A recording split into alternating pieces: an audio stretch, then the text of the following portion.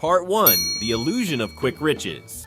When people first start investing, they often expect the market to give instant results. They see headlines about someone doubling their money in a few months, or they hear stories of a friend making a killer trade, and they think, if they can do it, why not me? But the stock market doesn't work like a lottery ticket. It works more like a long-distance marathon. If you sprint at the start, you run out of energy before reaching the finish line. That's what impatience looks like in the stock market. Part 2. Chasing the wrong goals.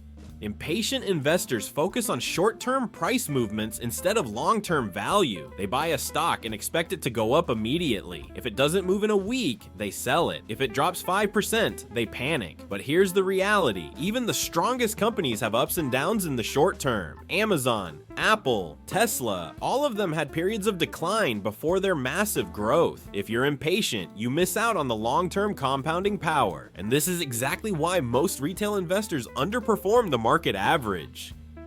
Part 3. Emotional roller coaster. Impatience is fueled by emotion, fear when prices drop, greed when prices rise, and the fear of missing out when everyone else seems to be making money. These emotions push investors into buying high and selling low, the exact opposite of what they should do. Think about it. How many times have you seen a stock rising fast, jumped in, and then watched it fall right after? That's impatience at work. Part 4. The power of time in the market.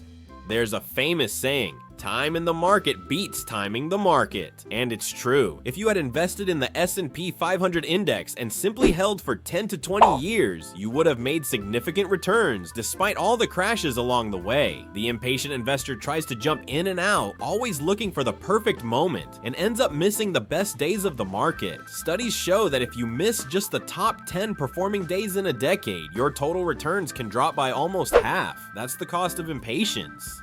Part 5. How to overcome it. So, how do you fight impatience?